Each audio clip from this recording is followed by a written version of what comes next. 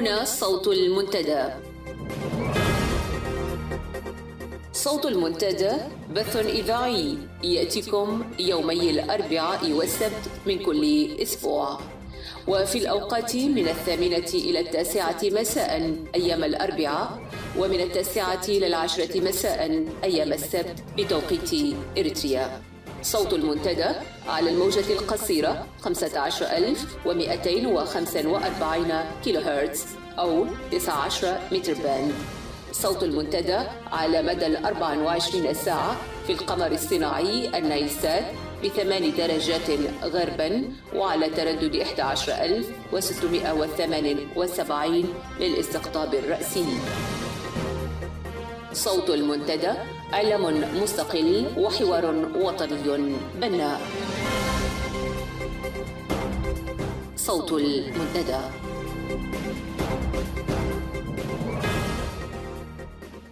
السلام عليكم وأهلا ومرحبا بكم مستمعين لساعة اليوم الأربعاء 26 من أغسطس، والتي أقدمها لكم أنا صلاح محمد زين بقراءة نشرة الأخبار، ثم نفرد ما تبقى من وقت الساعة لإعادة الاستماع إلى الحلقة الرابعة والأخيرة لحوارات في فضاء مكشوف للأستاذ أحمد القيسي.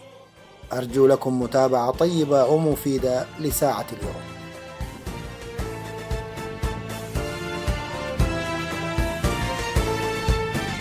إذا الشعب يوما أراد الحياة فلا بد أن يستجيب القدر. إذا الشعب يوما أراد الحياة فلا بد أن يستجيب القدر. إذا الشعب يوما أراد الحياة فلا بد أن يستجيب القدر. ولا بد للليل أن ينجلي، ولا بد للقيد أن ينكسر.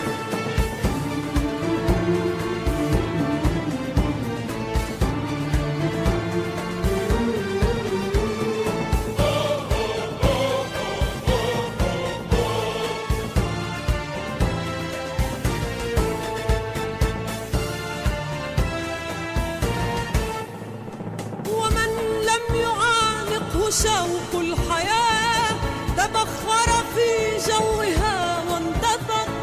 فويل لمن لم تشقه الحياة من صفعة العدم المنتصر. كذلك قالت لي الكائنات وحدثني روحها المستتر. كذلك قالت لي الكائنات وحدثني روحها المستتر. إذا الشعب يوما أراد الحياة فلا بد أن يستجيب القدر. ولا بد للليل أن ينجلي، ولا بد للقيد أن ينكسر.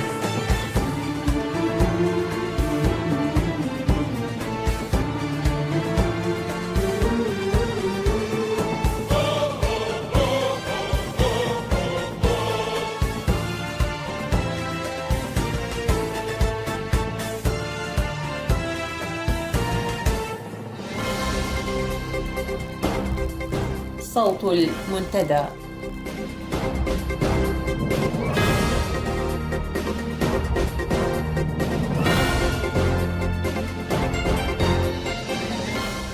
هذه نشرة الأخبار وأستهلها بأبرز العناوين: إغلاق متاجر المغتربين في أسمرة وانتزاع أراضٍ زراعية من مستثمرين إريتريين، وأسعار الوقود تشهد ارتفاعا جنونيا غير مسبوق، ومجلة دولية تتهم عصبة أسمرة بدفع المواطنين إلى اللجوء، والعداء غبرسيلاسي يهدي إريتريا أول ذهبية في بطولة العالم لألعاب القوى.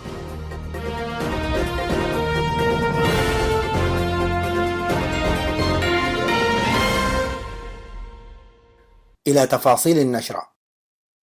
قامت سلطات بلدية الإقليم الأوسط بمدينة أسمرة بإغلاق متاجر المواطنين المغتربين الذين يعرفون محليا بدافعي ضريبة 2%، وهي الضريبة التي يفرضها نظام إسياس على كل إريتري يقيم بالخارج. وتأتي هذه الخطوة في عقاب تسلم اللواء رمضان أولياء المعروف بحرصه على إرضاء الرئيس وتنفيذه لأوامره بشكل حرفي، حيث قام عشية تسلمه إدارة الإقليم الأوسط بحملة واسعة لتكسير المباني التي شُيدت دون إذن السلطات، وهو قرار ظل حبيس الأدراج لفترة طويلة نتيجة مماطلة حكام الإقليم السابقين في تنفيذه لإدراكهم أن المشكلة ناتجة عن منع السلطات لأذونات البناء بدون أسباب وجيهة. ويأتي تنفيذ قرار إغلاق متاجر المغتربين في هذا الوقت رغم أنه صدر في عام 2006 أي قبل 10 أعوام، وتوقف تنفيذه وقتها بسبب تدخل المكتب المركزي لحزب الزمرة الحاكمة هيكدف. يقوم نظام عصابة إسياس في هذه الأيام في مناطق القاش بركة وفي ضواحي منطقة قلوج بشكل خاص بانتزاع الأراضي الزراعية من المستثمرين الإريتريين في هذه المناطق ومن سكان المرتفعات الذين قام بتوطينهم وتمليكهم الأراضي الزراعية في مناطق قرست وأراضي المحافظات الغربية الأخرى وتسليمها المعارضة الإثيوبية التي يحتضنها نظام إسياس والتي تعرف بقوات دمحيت، وأعرب الذين انتزعت أراضيهم عن استيائهم وسخطهم من هذه الخطوة التي تأتي بعد أكثر من عامين من استصلاحهم لمساحات شاسعة من الأراضي وتهيئتها للزراعة.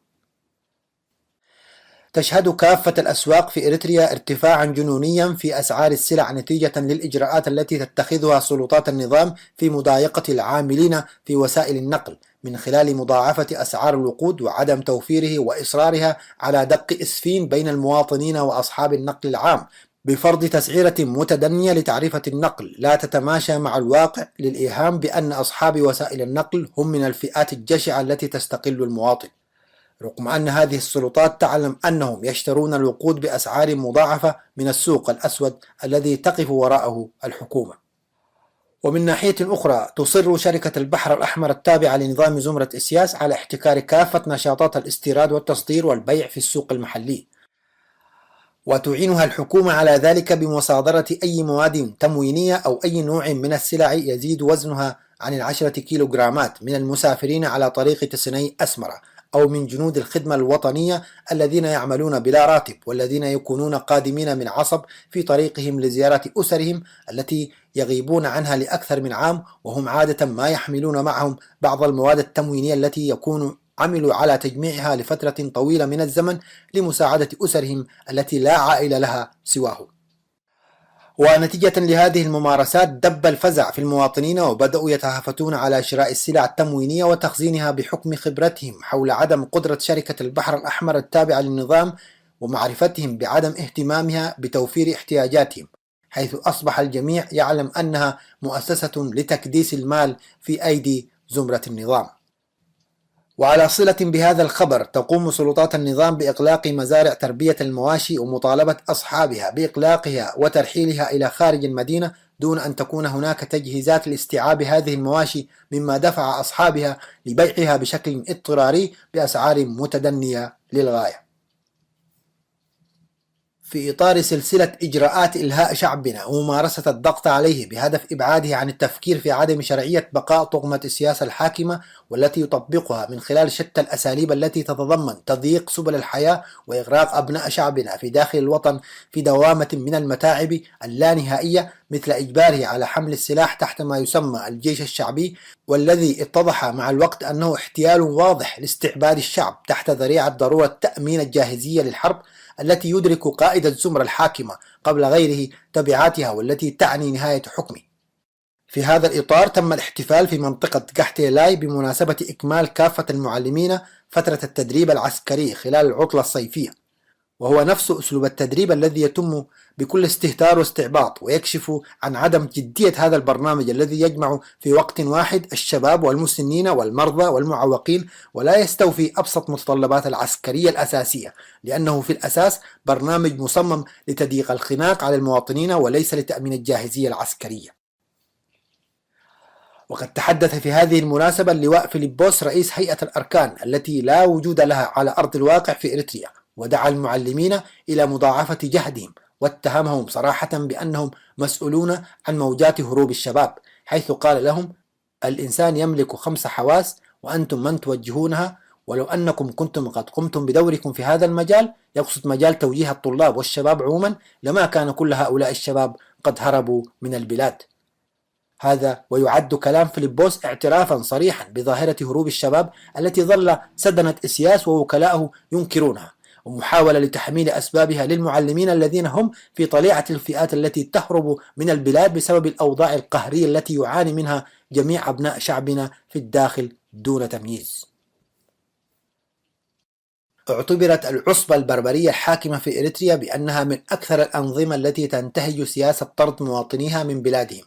جاء ذلك في تقرير صحفي أفردت له صحيفة فورين بوليسي موضوعا مطولا تناول بالتحليل دوافع النظام القمعي لانتهاج هذه السياسة. وبعد أن تطرقت المجلة الدولية المشهورة والمتخصصة في التحليلات السياسية على موقعها الإلكتروني لموضوع اللاجئين الذين يقصدون أوروبا بأعداد كبيرة في الآونة الأخيرة، ووصفتها بأنها موجة نزوح تفوق ما شهدته الحرب العالمية الثانية، ذكرت أن المهاجرين القادمين من دول كإريتريا وأفغانستان وسوريا تدفعهم الأوضاع القاسية التي تمر بها بلدانهم إلى الهجرة والفرار بأرواحهم من أنظمة مستبدة تنتهج سياسات قمعية ضد مواطنيها. هذا وتعاني أوروبا في الوقت الحالي من موجة هجرة غير شرعية يتصدرها السوريون والإريتريون، وحسب تقارير أممية قدرت أعداد الذين تمكنوا من عبور البحر الأبيض المتوسط بواسطة مراكب مهترئة والوصول إلى القارة العجوز ب350 ألف منذ بداية العام الحالي، كما بلغ من لقي حتفهم في عرض المتوسط حوالي 2000 مهاجر. ومن المعروف أن إريتريا تعتبر إحدى الدول الأكثر قمعا للحريات، وما فتئت المنظمات الحقوقية تتهم النظام الديكتاتوري بانتهاكات ضد الشعب الإريتري بمختلف فئاته العمرية، وخاصة استهدافه فئة الشباب وتشجيعهم على الهجرة بغية استمرار العصبة الحاكمة في السلطة، فضلا عن احتضانها لعصابات الإتجار بالبشر من الرشايدة والتحالف معهم في إدارة هذه التجارة المحرمة دوليا. أصبح العداء الإريتري جرماي جبرسلاسي أصغر فائز على الإطلاق بذهبية الماراثون في بطولة العالم لألعاب القوى بتفوقه يوم السبت الماضي في بكين على منافسيه الأكثر شهرة. وتفوق المتسابق البالغ عمره 19 عاما على باقي منافسيه قبل آخر 6 كيلومترات، وأمسك بعلم إريتريا عند دخوله استاد عش الطائر لينهي السباق في 2:12 دقيقة، وليمنح إريتريا ذهبيتها الأولى على الإطلاق في بطولة العالم. وجاء الإثيوبي يمانيس أجاي الذي تصدر السباق في البداية قبل جبرسلاسي في المركز الثاني متأخرا عن المتصدر بفارق 40 ثانية. ويذكر أن الميدالية الوحيدة السابقة لإريتريا في بطولة العالم كانت عن طريق زرسناي تادسي الذي أحرز الميدالية الفضية في سباق 10,000 متر عام 2009. وبدورنا في إذاعة صوت المنتدى نهنئ العداء جرماي جبرسلاسي بهذا الانتصار الباهر، ونهنئ شعبنا على إنجازه العظيم، ونؤمن بأن الخامات الشابة في بلادنا لها من القدرات التي ستجعل من بلادنا موطنا للأبطال عقب سقوط النظام الديكتاتوري الفاشي. نهاية النشرة.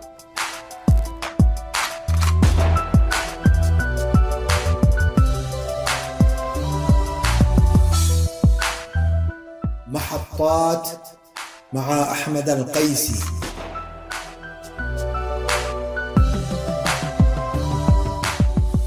محطات برنامج يقف على أهم الأحداث التاريخية والآنية.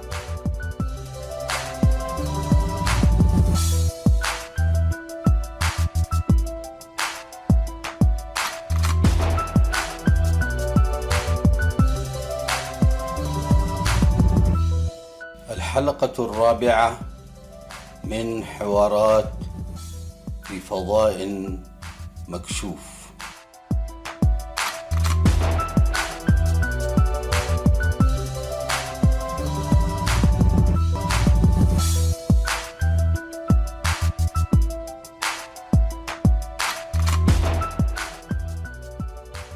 العهد الجديد لما بعد المؤتمر والتوجه السياسي الجديد الذي يقوده الرئيس منفردا أو مصحوبا أحيانا بتلك الكوكبة من القيادات التي فرضها على التنظيم، توج بداية العهد بجملة توجهات وإجراءات تعكس مدى الرغبة الكامنة في نفس الزعيم ليفرض من نفسه صانعا للأحداث في منطقة القرن الأفريقي وما حولها.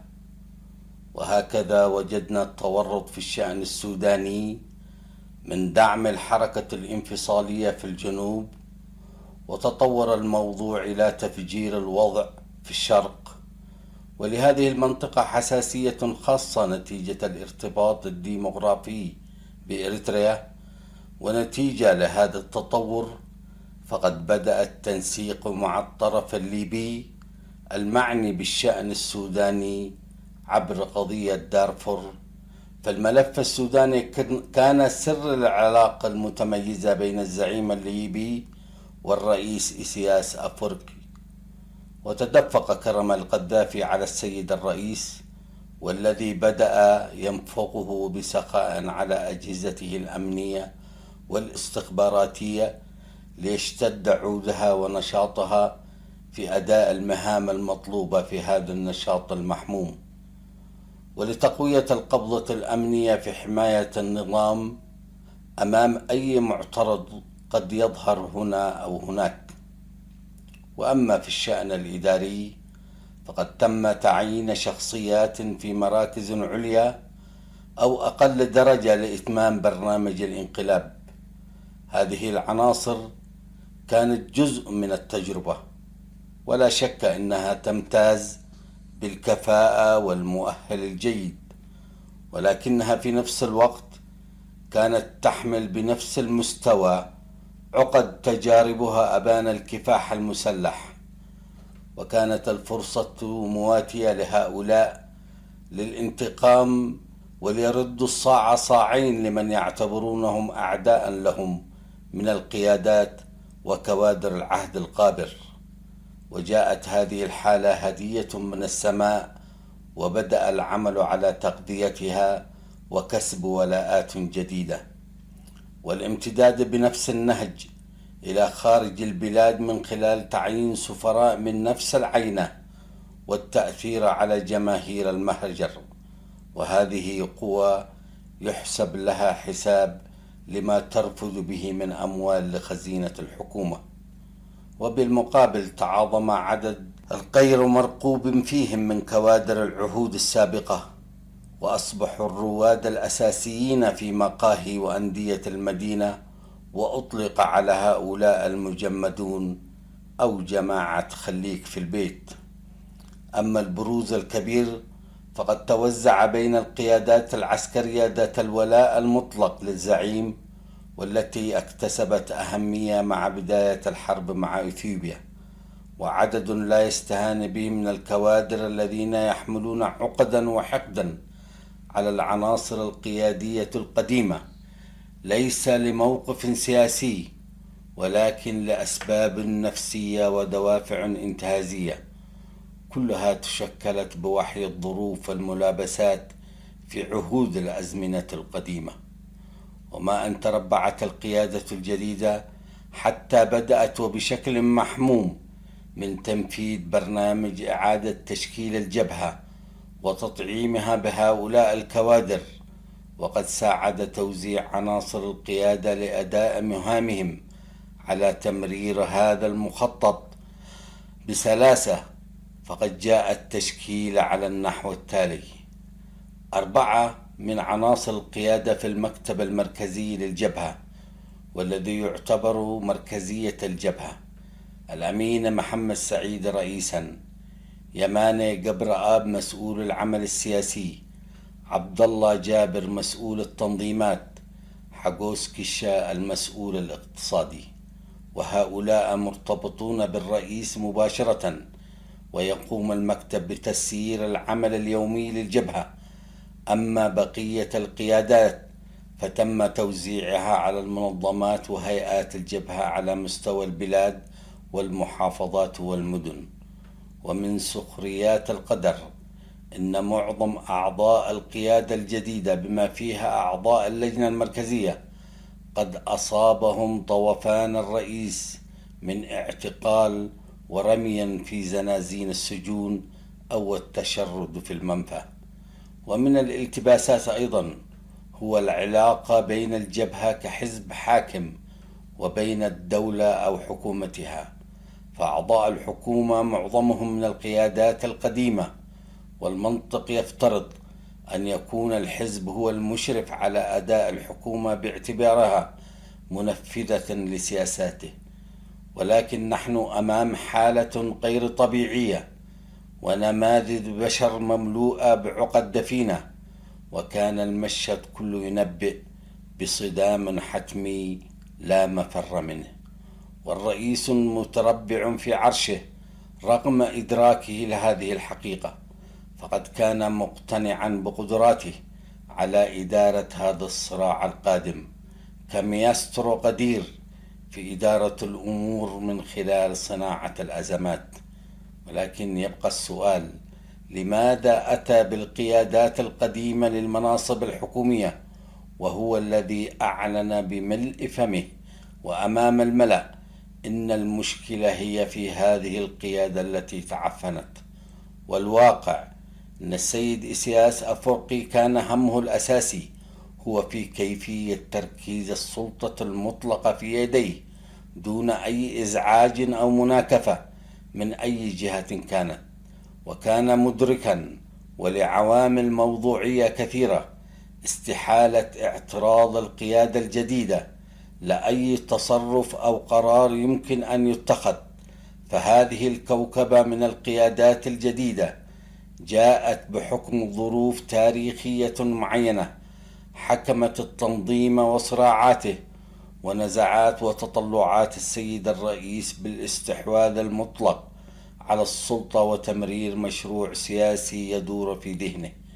إن إحدى مآسي القيادة الجديدة ليس في مؤهلاتها، ولكنها جاءت خارج إطار السياق التاريخي والسياسي للتنظيم وصراعاته، ولذا فهي ضحية في نهاية المطاف إلا تلك العناصر المصلحية والإنتهازية التي ربطت نفسها قلبا وقالبا بمشروع الرئيس ونزواته. وهذا ما حدث فعلا في الأيام القادمة كمصير حتمي لبعض عناصرها من اعتقال ونفي وتجميد عن العمل. أما لماذا أتى بالقيادات القديمة في واجهة المناصب الحكومية كوزراء، فإن المسألة لا تعد عملية تسويق لما يسمى مشاركة الجميع في إدارة الدولة كتمثيل للتنوع الاجتماعي في المجتمع إلى جانب الرصيد النضالي لهؤلاء الشخصيات، وبهذا يتم إسكات أي أصوات معترضة على مستوى الشعب. على الصعيد الاقتصادي لم تأتي المرحلة والعهد الجديد بشيء مختلف عما كان سائدا من ديماغوجية المرحلة السابقة من سياسة المايكروبوليسي، والتي تعتبر إحدى طلاسم الزعيم، إلى مشروع سنغافورة، وإلى سياسة الخصخصة لبعض المؤسسات والمنشآت الاقتصادية، والتي تعتبر في معظمها شبه منتهية نتيجة قدمها. كل هذه الفلسفات تجري دون رؤية واضحة عن ما هو المطلوب حقيقة. كل هذا التخبط كان يخفي سرا واحدا، وهو تركيز الحركة الاقتصادية برمتها في المؤسسة الاقتصادية للحزب المعروفة ب09 أو بادو تشعته. ومن هذه السياسة المتعمدة برزت ظاهرتان خطيرتان: الأولى الحرب الشعواء على التجار، والثانية تفشي الفساد بصورة مرعبة في بلد لا يملك شيئا اسمه اقتصاد، ولا يملك حدا أدنى من وسائل المراقبة والمتابعة، فجميع الأمور تذهب إلى مكتب الرئيس ومنه تخرج القرارات، وهي صورة عن عمل دكاكيني بامتياز. بل الأنكى من ذلك، فقد تم تسخير مسألة التجنيد الإجباري والذي يعمل بها دون نهاية كحالة من العبودية لتسخر في سياسة تلميع النظام عبر مشاريع زراعية وإنشائية جوفاء والاستفادة منها ماديا ومعنويا، وتأكيد للصورة النمطية التي يريدها النظام بأنه ينجز حالة من التنمية في ظل محاربة الجميع له ولا سيما الولايات المتحدة. ومن سخريات القدر أن تأتي الثروة المكتشفة من مخزون الذهب، والذي أمل الشعب كثيرا عليها في تحسين وضعه الاجتماعي والاقتصادي، لتزيده بؤسا وفقرا. وبالعكس، فقد كان المردود المادي لهذا الاكتشاف هو أكسير حياة للنظام وتوجهاته، والاستمرار في السياسة الدينكوشوتية في مواصلة الحروب والعداوات العبثية مع دول الجوار، وتحديدا إثيوبيا وجيبوتي. وأصبحت مدينة أسمرة الوجهة المباركة للتنظيمات المعارضة لكل من إثيوبيا والصومال والسودان، وربما في الخفاء جيبوتي. وانقلب مكتب الجبهة الشعبية من وظيفته الأساسية كمنظم وقيادة لحزب سياسي إلى مشرف وموجه ومنسق لهذه التنظيمات المعارضة، كي تنسجم توجهاتها مع ما يريده النظام في صراعاته مع أنظمة هذه الدول. ورغم ذلك لم تسلم المسائل من الصدامات والتناقضات، فالاتفاق الصومالي التي رعته جيبوتي اصطدم مع رغبات وتوجهات النظام، مما أدى إلى انقسام الصوماليين أنفسهم، بحيث انسحب البعض مؤيدا اتفاق جيبوتي، وسعى الآخرون إلى تكوين ما يعرف بالشباب. وهذا السر في العلاقة بين حركة الشباب الصومالية وحكومة أسمرة. والقريب في الأمر، وحسب رواية نقلها لي أحد الشخصيات المسؤولة في بونتلاند، أن هناك 40 شخصية صومالية قد تم وضعها في السجون الإريترية، ولا يعرف مصيرها حتى اللحظة. أما المعارضة السودانية فقد انتهى شهر العسل معها بتوقيع اتفاقية الشرق. وفي هذه الحالة تظهر حركة الشرق السودانية كأداة ابتزاز سعى النظام لاستخدامها في مواجهته مع نظام البشير في السودان. في اعتقادي، رغم حماقات السياسية لما بعد مؤتمر نقفة، إلا أن الحرب التي اندلعت بين إريتريا وإثيوبيا وتداعياتها وما نتج عنها تعتبر بحق القضية التي طبعت المرحلة لما بعد مؤتمر نقفة.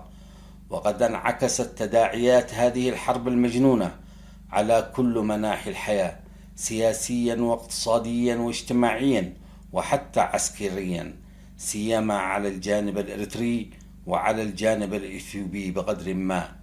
لم تكن المبررات التي سيقت كافية أو مقنعة لهذه الحرب. وبين من حلفاء الأمس والجيل الجديد للقيادات الأفريقية حسب التفسير الأمريكي. وقد أبرزت هذه الحرب ونتائجها أن هذه القيادات أكثر جنونا ممن سبقها من قيادات. هناك أسئلة أساسية ومهمة بعيدا عن ما يقال ويبرر عن هذه الحرب، لا سيما وإن أجوائها ما زالت حاضرة. وحتى لحظة كتابة هذه السطور فقد وردني خبر من مصدر موثوق بأن هناك حشود عسكرية على طول الحدود في كلا الجانبين، وإمكانية اندلاع الحرب في أي لحظة. ونعود إلى موضوعنا عن الأسئلة المهمة، والتي هي بحاجة إلى إجابات شافية كي نستشف من خلالها حقائق هذه الحرب اللانهائية، والتي سيتحدد من خلالها مستقبل هذه المنطقة، وتحديدا مستقبل كلا الدولتين. أولا، ما هي العلاقة التي كانت تحكم كلا الجانبين، الجبهة الشعبية وجبهة تيغراي أبان حرب التحرير؟ وهل يعقل أن تصل الأمور إلى ما وصلت إليه بين رفاق الخندق الواحد؟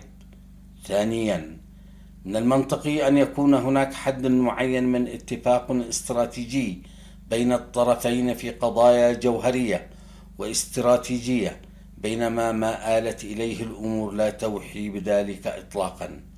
ثالثا، هل من المنطقي أن يتشدد الجانب الإثيوبي في موضوع الحدود وقرية بادمة في الوقت الذي تنازل عن أشياء كثيرة كان يمكن أن يطرحها كشروط كمنفذ بحري وخلافه؟ وهل الجانب الإريتري نسي أولوياته ووضع مسألة بادمة كقضية حياة أو موت إنها قضية تحمل الكثير من الأسرار والألغاز.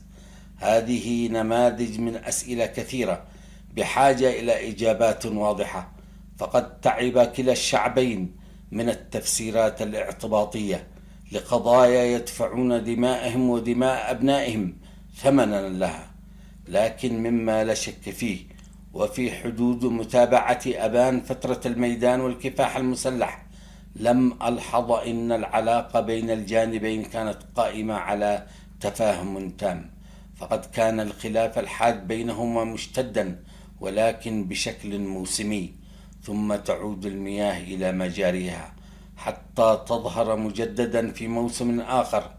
وبحكم تواجدي في الإعلام وتواجد أعضائهم في اللجنة الإعلامية، فقد تعودنا نحن وهم في التوقيف والاستمرار لبثهم الإذاعي، حتى إنني وفي وقت ما وحين تكررت المسألة كثيرا علقت لمسؤول اللجنة الإعلامية بأن أهم شيء أن نحافظ على علاقاتنا الإنسانية، ولا دخل لنا بما يجري بين التنظيمين من خلاف واتفاق، وهذا مجاله آخر.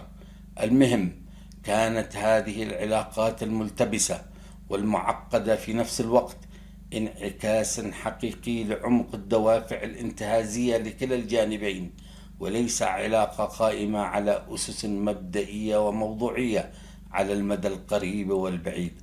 وها هم الاثنان يدفعون ثمن هذا البؤس الانتهازي، فلا يجوز تحميل طرف وإعفاء آخر في قضايا مبدئية مثل هذه، فالعدو المشترك وشراسته كان السبب والعامل الرئيسي في ارتباطهم. أما قضية بادمة فما هي إلا تحصيل حاصل للقشة التي قسمت ظهر البعير. وهنا يجب التأكيد، لقد جاءت هذه القضية وهذه الحرب بعد نقفة ومؤتمرها الانقلابي وفي ظل انفراد الرئيس بالسلطة، فإن كيفية المعالجة لهذه المسألة سلما أو حربا بمنطق الأمور تقع على عاتق الرئيس، فكل المؤسسات هي في النهاية صورية بامتياز. أما الجانب الإثيوبي فقد تصرف بحماقة أكبر في رد فعله، وعجز في التمييز بين السلطة التي ناصبها العداء وبين الشعب الإريتري الذي لا ناقة له ولا جمل في كل ما يحصل. وبخطواته التي مست قطاعا واسعا من الإريتريين المقيمين في إثيوبيا قدم خدمة عظيمة للنظام الإريتري في التأييد الشعبي الذي كان بحاجة إليها في تلك الظروف.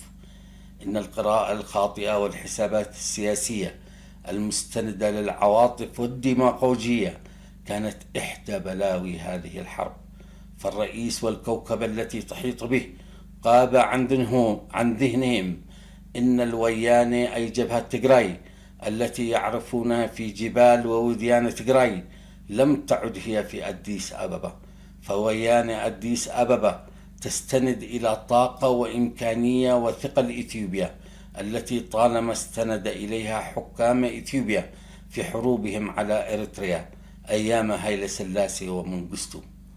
وعلى مدى سنوات 3 اشتعلت حرب شعواء على طول الحدود الإريترية الإثيوبية. وللأمانة التاريخية فإن هذه الحرب قد أكلت الأخضر واليابس للعنف التي صاحبها، وازدهرت أسواق السلاح السوداء، وأصبح التجنيد عنوة بالقوة مبررا لهذه الحرب الوطنية والمقدسة، وسخر كل شيء دون استثناء من أجل هذه الحرب، والتي حملت إريتريا مدلولها بالسيادة الوطنية وإثيوبيا بتحرير الأرض التي اغتصبت. ومستعمر الأمس ها هو يطالب بأرضه المغتصبة من قبل من كان مستعمرا من قبله. عالم من الخيال وميليودراما أفريقية بامتياز. كانت المبادرة الأمريكية الرواندية مخرجا مشرفا للأزمة، ولكن الرئيس رفضها جملة وتفصيلا، لأنها تطالب بالانسحاب من الأراضي التي احتلت والذهاب إلى التحكيم.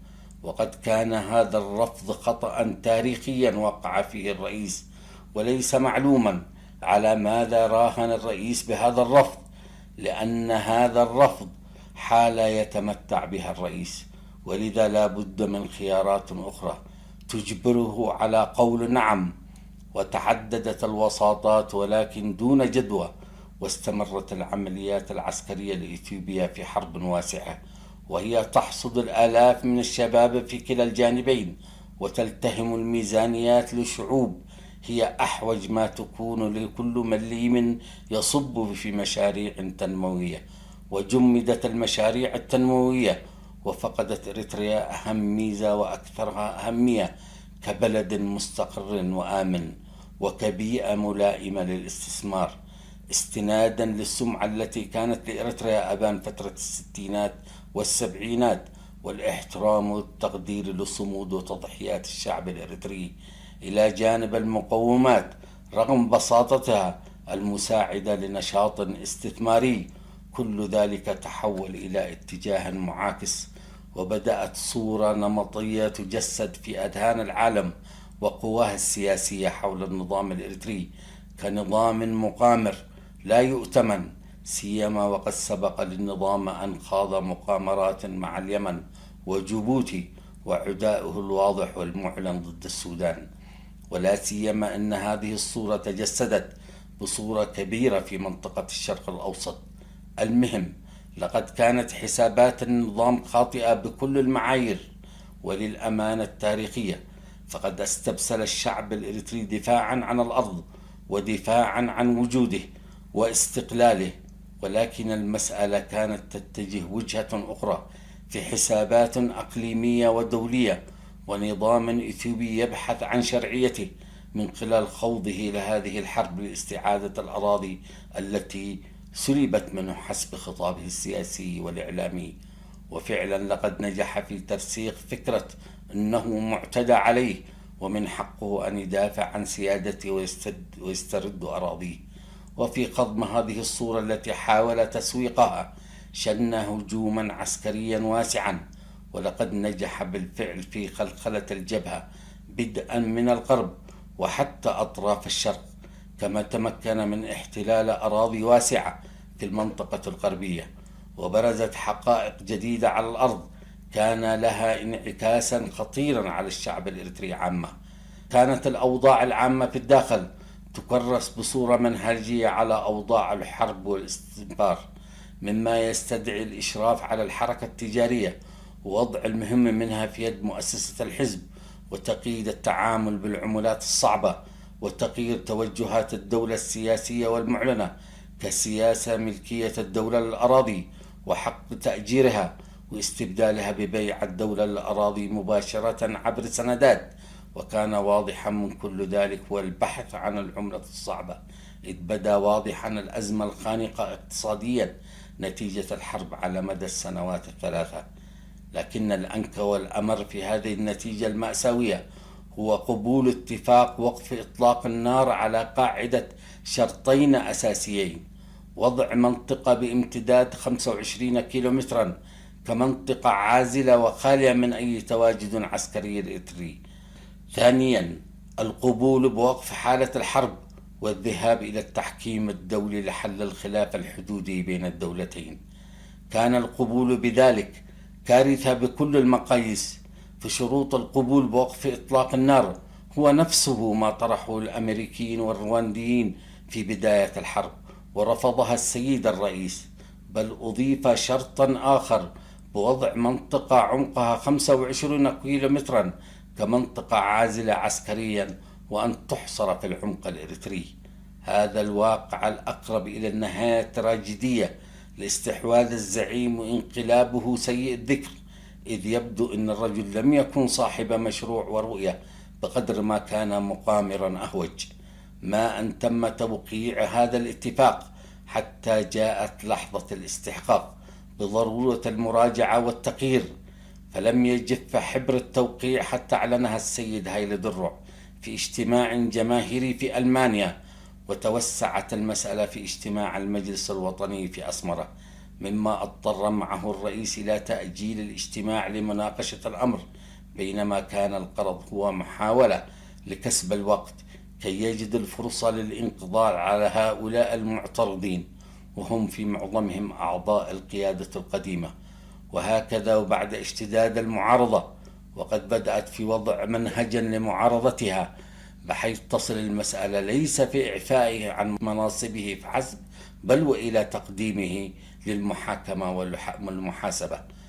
قام وفي قدر واضح باعتقال المجموعة وبحركة تصفية واسعة لكل من له صلة بهؤلاء المجموعة، فاعتقل من اعتقل وهرب من هرب.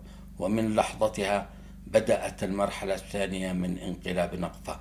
ويمكن إجمال المرحلة الثانية وظلاميتها في النقاط التالية حتى لا نسترسل في تفاصيل كثيرة تلهينا في إبراز ما هو مهم لطبيعة هذا النظام والديكتاتور القابع على رأسه. لم يطع الدكتاتور النظام من تجاربه السابقة، فقد جمع شتات المعارضة الإثيوبية في محاولة لزعزعة استقرار هذا البلد مع تغيير أساسي، وهو التركيز على أبناء تيغراي، وهذه مسألة بحاجة إلى وقفة وتحليل ودراسة. عسكرة المجتمع لم يسلم منها حتى كبار السن ممن بلغوا 60 من العمر، ناهيك عن الشباب الذي تبخر السنوات أعمارهم في عبودية لا متناهية، حيث إن هذه الظاهرة بدأت في الانعكاس على بنية المجتمع واستمراريته. اعتماد سياسة اقتصادية تتلون وتتغير بين حين وآخر حسب الطلب والظروف، ولا أفق لها سوى أن يتم من خلالها معالجة الأزمات التي تظهر بين فترة أخرى. كيف لا والبلاد لا تملك أسسا حتى على المستوى المتدني مما يسمح بالقول أن هناك دولة، فلا ميزانية معلنة ولا بيانات للمصادر ولا معلومات عن كيفية الصرف. وهناك الكثير من المشاريع التي تقوم بها الشركات أجنبية لا يعلم عنها سوى الله ومكتب الرئيس. وكلنا يذكر استقالة وزير المالية حين اكتشف أن دوره لا يعد أن يكون صغريا وديكوريا، وهو المصطلح الذي استخدمه في رسالة الاستقالة التي قدمها. بينما في الجانب الآخر تزداد معاناة المواطنين في مجالات الحياة الأساسية والخدماتية، فطوابير النسوة والأطفال بحثا عن الماء من المناظر المألوفة في العاصمة أسمرة، ناهيك عن الحالة المزرية في بقية المدن والأرياف. أما الكهرباء فقد يطول الحديث عنها، وعن مأساة الانقطاع الذي يستمر على عشرات الأيام. أما انعدام الوقود فقد أصبحت من الأمور المألوفة، والسؤال البديهي إنه لم يحدث قط أن بلغ الحال بأوضاع الشعب إلى هذا المستوى المتردي، وفي أكثر المراحل بؤسا وظلامية أبان الاستعمار الإثيوبي. فكيف يعقل أن يبلغ البؤس هذا المستوى في عهد ممن يدعون أنهم طلائع المحررين لهذا الشعب؟ وأين الأموال المستحصلة من مناجم الذهب والنحاس وصيد الأسماك وخلافه؟ ألم يحن الوقت أن تهب رياح جنتكم الموعودة حتى بالقليل من نسائمها لهذا الشعب البائس والذي بلاها الله بحكمكم؟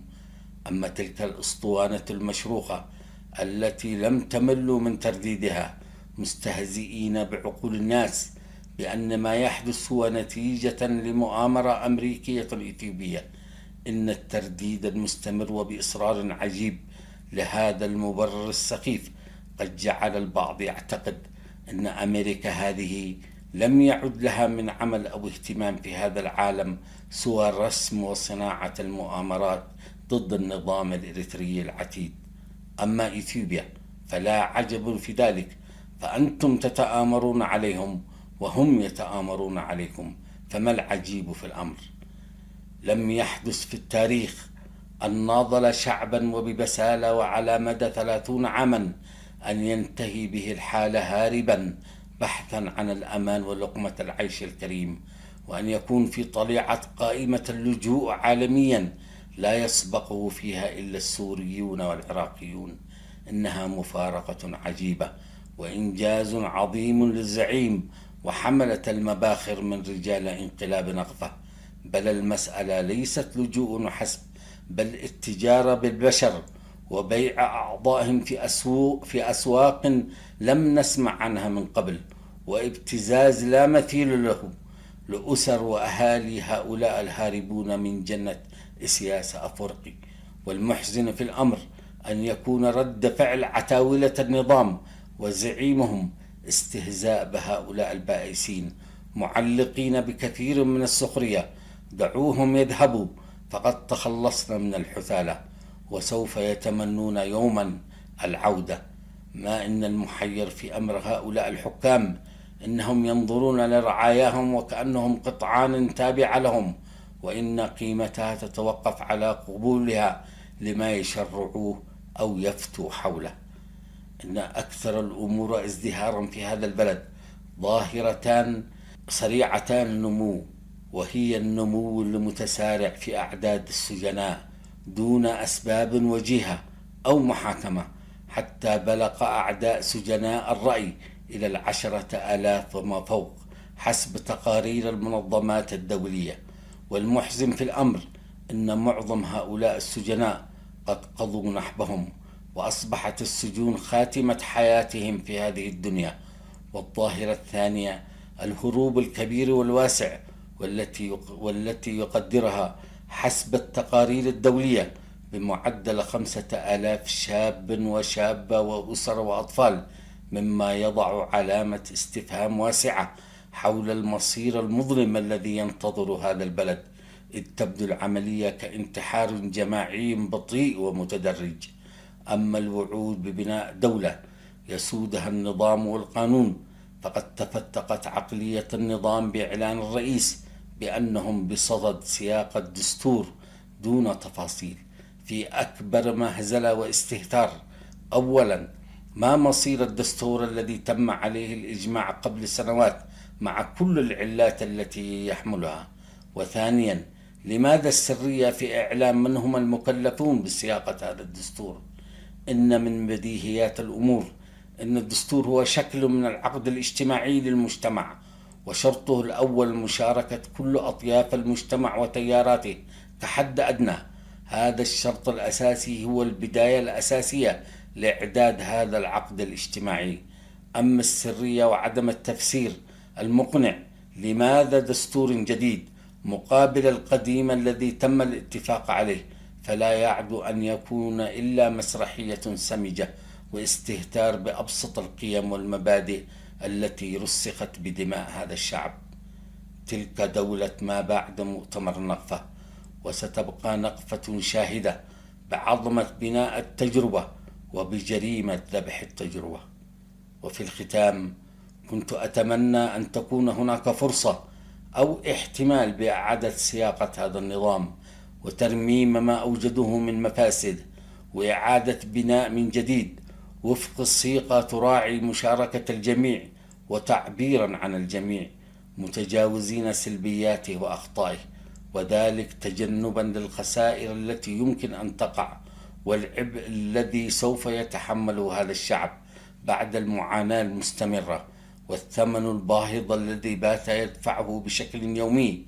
ولكن وبكل أسف إن مجرد التفكير في ذلك يعتبر حلما وضربا من الخيال، فهذا النظام لم يبقي شيئا إلا وأفسده، إن لم يكن قد أوجد وخلق مفاسد جديدة وخرائب متنوعة، مما يحتم أن لا حلا في الأفق إلا باجتثاث النظام من جذوره واقتلاع كل ما له صلة به. فهل البدائل مؤهلة؟ سؤال بحاجة إلى مناقشة، فلم يعد هناك مساحة واسعة للزمن والانتظار. لكم التحية، أحمد القيسي.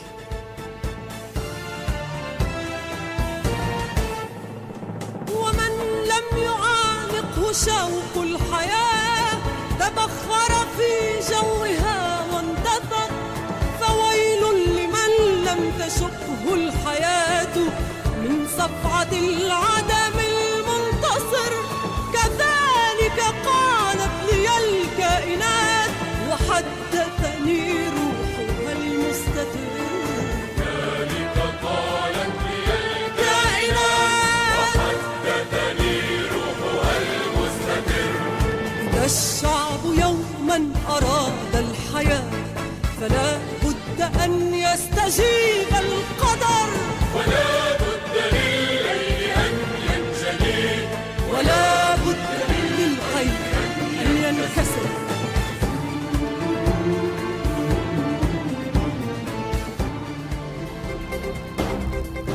صوت المنتدى.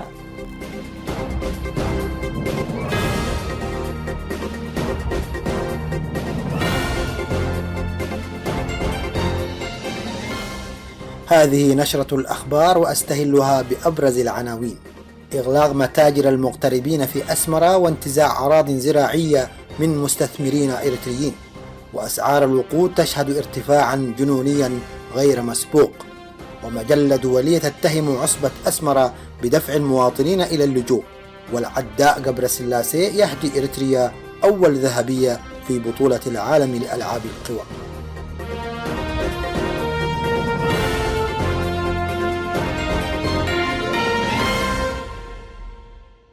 إلى تفاصيل النشرة. قامت سلطات بلدية الإقليم الأوسط بمدينة أسمرة بإغلاق متاجر المواطنين المغتربين الذين يعرفون محليا بدافعي ضريبة 2%، وهي الضريبة التي يفرضها نظام إسياس على كل إريتري يقيم بالخارج. وتأتي هذه الخطوة في أعقاب تسلم اللواء رمضان أولياء المعروف بحرصه على إرضاء الرئيس وتنفيذه لأوامره بشكل حرفي، حيث قام عشية تسلمه إدارة الإقليم الأوسط بحملة واسعة لتكسير المباني التي شيدت دون إذن السلطات، وهو قرار ظل حبيس الأدراج لفترة طويلة نتيجة مماطلة حكام الإقليم السابقين في تنفيذه لإدراكهم أن المشكلة ناتجة عن منع السلطات لأذونات البناء بدون أسباب وجيهة. ويأتي تنفيذ قرار إغلاق متاجر المغتربين في هذا الوقت رغم أنه صدر في عام 2006، أي قبل 10 أعوام، وتوقف تنفيذه وقتها بسبب تدخل المكتب المركزي لحزب الزمرة الحاكمة هيكدف. يقوم نظام عصابة إسياس في هذه الأيام في مناطق القاش بركة وفي ضواحي منطقة قلوج بشكل خاص بانتزاع الأراضي الزراعية من المستثمرين الإريتريين في هذه المناطق ومن سكان المرتفعات الذين قام بتوطينهم وتمليكهم الأراضي الزراعية في مناطق قرست وأراضي المحافظات الغربية الأخرى، وتسليمها المعارضة الإثيوبية التي يحتضنها نظام سياس والتي تعرف بقوات دمحيت. وأعرب الذين انتزعت أراضيهم عن استيائهم وسخطهم من هذه الخطوة التي تأتي بعد أكثر من عامين من استصلاحهم لمساحات شاسعة من الأراضي وتهيئتها للزراعة. تشهد كافة الأسواق في إريتريا ارتفاعا جنونيا في أسعار السلع نتيجة للإجراءات التي تتخذها سلطات النظام في مضايقة العاملين في وسائل النقل من خلال مضاعفة أسعار الوقود وعدم توفيره وإصرارها على دق إسفين بين المواطنين وأصحاب النقل العام بفرض تسعيرة متدنية لتعرفة النقل لا تتماشى مع الواقع، للإيهام بأن أصحاب وسائل النقل هم من الفئات الجشعة التي تستقل المواطن، رغم أن هذه السلطات تعلم أنهم يشترون الوقود بأسعار مضاعفة من السوق الأسود الذي تقف وراءه الحكومة. ومن ناحية أخرى تصر شركة البحر الأحمر التابعة لنظام زمرة إسياس على احتكار كافة نشاطات الاستيراد والتصدير والبيع في السوق المحلي، وتعينها الحكومة على ذلك بمصادرة أي مواد تموينية أو أي نوع من السلع يزيد وزنها عن 10 كيلوغرامات من المسافرين على طريق تسني أسمرة أو من جنود الخدمة الوطنية الذين يعملون بلا راتب والذين يكونون قادمين من عصب في طريقهم لزيارة أسرهم التي يغيبون عنها لأكثر من عام، وهم عادة ما يحملون معهم بعض المواد التموينية التي يكون عملوا على تجميعها لفترة طويلة من الزمن لمساعدة أسرهم التي لا عائلة لها سواهم. ونتيجة لهذه الممارسات دب الفزع في المواطنين وبدأوا يتهافتون على شراء السلع التموينية وتخزينها بحكم خبرتهم حول عدم قدرة شركة البحر الأحمر التابعة للنظام ومعرفتهم بعدم اهتمامها بتوفير احتياجاتهم، حيث أصبح الجميع يعلم أنها مؤسسة لتكديس المال في أيدي زمرة النظام. وعلى صلة بهذا الخبر تقوم سلطات النظام بإغلاق مزارع تربية المواشي ومطالبة أصحابها بإغلاقها وترحيلها إلى خارج المدينة دون أن تكون هناك تجهيزات لاستيعاب هذه المواشي، مما دفع أصحابها لبيعها بشكل اضطراري بأسعار متدنية للغاية. في إطار سلسلة إجراءات إلهاء شعبنا وممارسة الضغط عليه بهدف إبعاده عن التفكير في عدم شرعية بقاء طغمة السياسة الحاكمة والتي يطبقها من خلال شتى الأساليب التي تتضمن تضييق سبل الحياة وإغراق أبناء شعبنا في داخل الوطن في دوامة من المتاعب اللانهائية، مثل إجباره على حمل السلاح تحت ما يسمى الجيش الشعبي، والذي اتضح مع الوقت أنه احتيال واضح لاستعباد الشعب تحت ذريعة ضرورة تأمين الجاهزية للحرب التي يدرك قائد الزمرة الحاكمة قبل غيره تبعاتها والتي تعني نهاية حكمه. في هذا الإطار تم الاحتفال في منطقة قحتيلاي بمناسبة إكمال كافة المعلمين فترة التدريب العسكري خلال العطلة الصيفية، وهو نفس أسلوب التدريب الذي يتم بكل استهتار واستعباط، ويكشف عن عدم جدية هذا البرنامج الذي يجمع في وقت واحد الشباب والمسنين والمرضى والمعوقين، ولا يستوفي أبسط متطلبات العسكرية الأساسية، لأنه في الأساس برنامج مصمم لتضييق الخناق على المواطنين وليس لتأمين الجاهزية العسكرية. وقد تحدث في هذه المناسبة اللواء فيليبوس رئيس هيئة الأركان التي لا وجود لها على أرض الواقع في إريتريا، ودعا المعلمين إلى مضاعفة جهدهم، واتهمهم صراحة بأنهم مسؤولون عن موجات هروب الشباب، حيث قال لهم: الإنسان يملك 5 حواس وأنتم من توجهونها، ولو أنكم كنتم قد قمتم بدوركم في هذا المجال، يقصد مجال توجيه الطلاب والشباب عموما، لما كان كل هؤلاء الشباب قد هربوا من البلاد. هذا ويعد كلام فيليبوس اعترافا صريحا بظاهرة هروب الشباب التي ظل سدنة إسياس ووكلاءه ينكرونها، ومحاولة لتحميل أسبابها للمعلمين الذين هم في طليعة الفئات التي تهرب من البلاد بسبب الأوضاع القهرية التي يعاني منها جميع أبناء شعبنا في الداخل دون تمييز. اعتبرت العصبة البربرية الحاكمة في إريتريا بأنها من أكثر الأنظمة التي تنتهج سياسة طرد مواطنيها من بلادهم. جاء ذلك في تقرير صحفي أفردت له صحيفة فورين بوليسي موضوعا مطولا تناول بالتحليل دوافع النظام القمعي لانتهاج هذه السياسة. وبعد أن تطرقت المجلة الدولية المشهورة والمتخصصة في التحليلات السياسية على موقعها الإلكتروني لموضوع اللاجئين الذين يقصدون أوروبا بأعداد كبيرة في الآونة الأخيرة، ووصفتها بأنها موجة نزوح تفوق ما شهدته الحرب العالمية الثانية، ذكرت أن المهاجرين القادمين من دول كإريتريا وأفغانستان وسوريا تدفعهم الأوضاع القاسية التي تمر بها بلدانهم إلى الهجرة والفرار بأرواحهم من أنظمة مستبدة تنتهج سياسات قمعية ضد مواطنيها.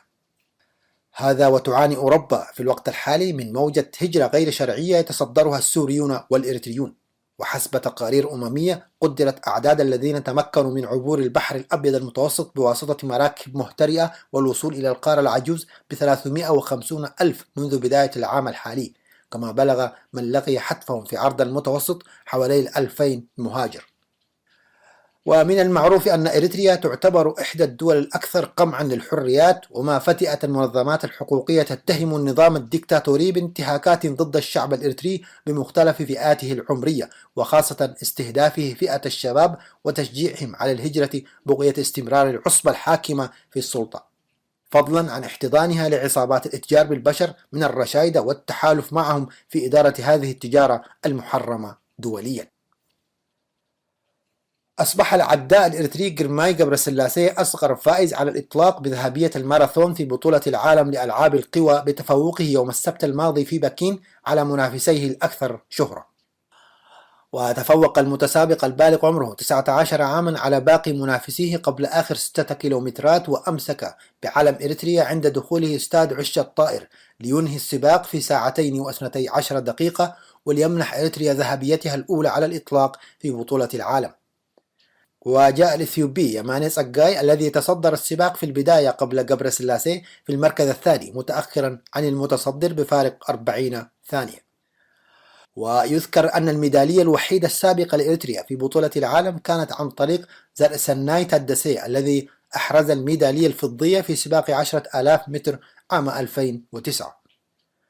وبدورنا في إذاعة صوت المنتدى نهنئ العداء جرماي غبرسلاسي بهذا الانتصار الباهر، ونهنئ شعبنا على إنجازه العظيم، ونؤمن بأن الخامات الشابة في بلادنا لها من القدرات التي ستجعل من بلادنا موطنا للأبطال عقب سقوط النظام الديكتاتوري الفاشي.